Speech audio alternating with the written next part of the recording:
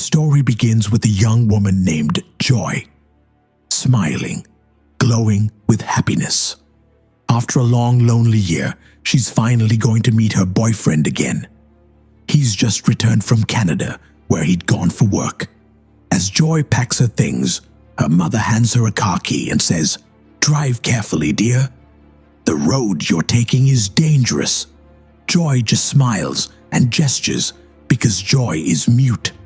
She cannot speak, but her expressions say everything.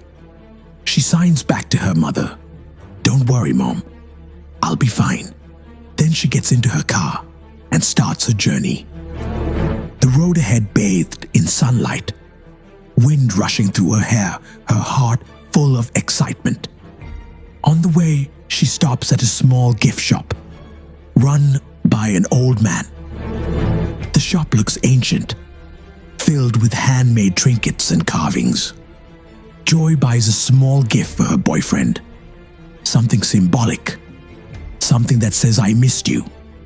Before leaving, she takes a selfie sitting on her car and sends it to her boyfriend, Dean. When Dean receives the photo, he smiles. The kind of smile that shows pure love. But destiny had other plans. As Joy drives ahead, she glances at her phone, and in that split second, she doesn't notice an injured man stumble onto the road. She slams the brakes, tires screeching. The car stops just in time. The man collapses to the ground. Joy rushes out to help him. But before she can reach him, she notices a group of men chasing someone nearby. The man they're chasing falls, and the gang runs him over with their car right in front of her eyes. Joy freezes in horror. Her instincts scream run, but her heart doesn't let her leave the wounded man behind. She drags his bleeding body toward her car, but before she can escape, the gang notices her. They surround her car. Joy's terrified. She tries to gesture that she can't speak, but they don't care. Their leader, Trey, pulls her out of the car, beats her, and drags her to an abandoned warehouse. There, they tie her to a bed with barbed wire, cutting deep into her flesh. Joy writhes in pain, unable to scream. Her eyes filled with tears, but she can't cry for help. Dean, meanwhile, is waiting for her.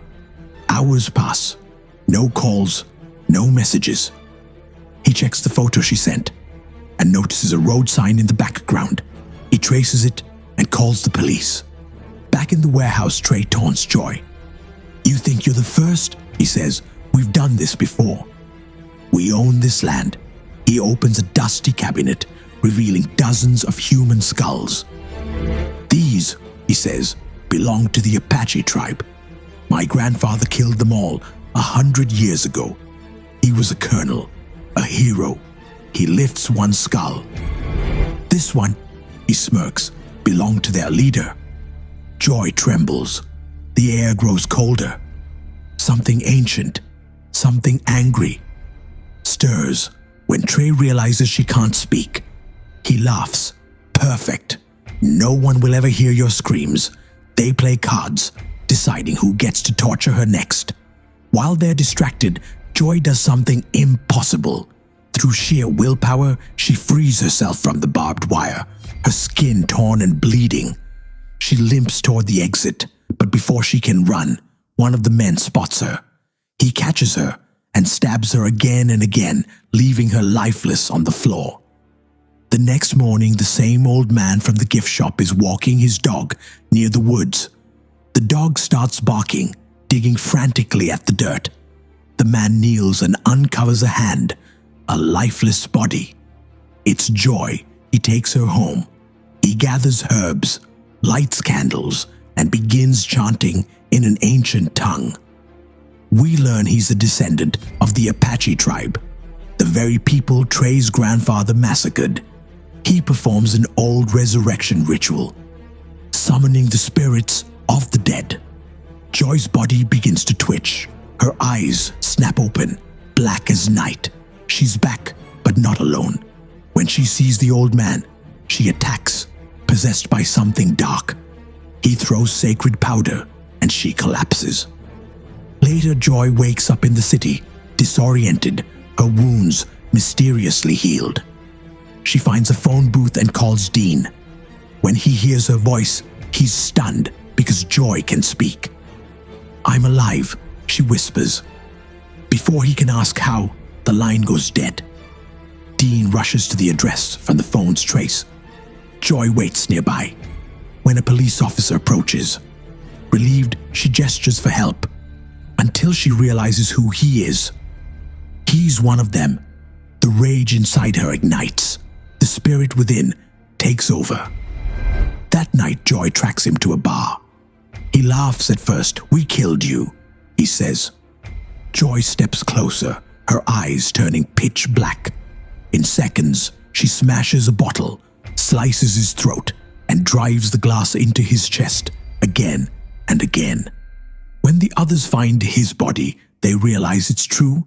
Joy is alive. Dean arrives too, searching desperately. But Trey warns him, she's gone. Forget her, Dean doesn't believe him. "She called me from this place," he shouts. The gang looks uneasy. Fear creeps in. Meanwhile, Joy finds herself in a wooden cabin, filled with old weapons, bows, and arrows. She arms herself. The gang goes to check her burial site, but the body's gone. Now panic spreads. One man mocks, "Maybe an animal took her."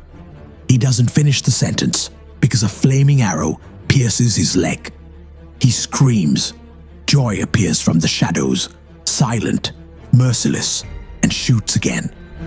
One by one, they fall. But Joy's body begins to decay. She returns to the old man. He tells her the truth. "When I brought you back, another soul entered you, the spirit of the Apache leader.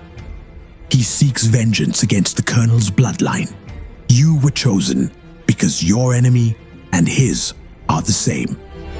Trey plans his last move, to kidnap Dean and use him as bait.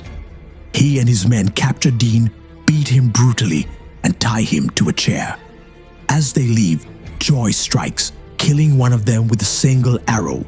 Trey and his friends speed away in their car, but Joy lands right on top of it. The man who stabbed her before attacks and freezes when he realizes her body doesn't bleed anymore. Joy slams his head into the dashboard. Trey brakes hard. She falls, but gets up like nothing happened. Terrified, Trey runs her over again and again. She still doesn't die. He flees to his hideout. His wounded friend gasps. Her eyes, they were black. Like a demon, Trey snarls. It's that damn old man's witchcraft. He locks the place down, sets up guards. But night falls, and so does death. Joy appears again, stitched, bleeding, unstoppable. The spirit of the Apache leader hands her two sacred weapons. One gang member tries to escape in his car. Joy throws a spear straight through his chest. At the hideout, Trey laughs at Dean. "We killed your girl right here." Dean's eyes fill with tears. Then Trey hears footsteps. Joy walks in, holding a human heart. She bites into it, her face covered in blood. Trey opens fire. Bullets hit her. She doesn't even flinch. Terrified, he runs to the old man and demands, "Tell me how to stop her." The old man says, "You can't. But if you burn every Apache skull your grandfather took, their spirits will leave her body." Trey rushes home, throws all the skulls into a pit, and sets them ablaze, only to realize one is missing. The leader's skull. Joy appears, holding it. Trey grabs a chainsaw. The final battle begins. He slices through her body. She doesn't fall. She slashes his throat open, and with that, the revenge of both Joy and the Apache leader is complete. Dean arrives later, tears streaming as he finds her burnt remains. He holds her hand one last time. "I love you," he whispers as he burns her body, setting her soul free. The old man watches the flames rise and says softly, She was our vengeance. But now, she's at peace.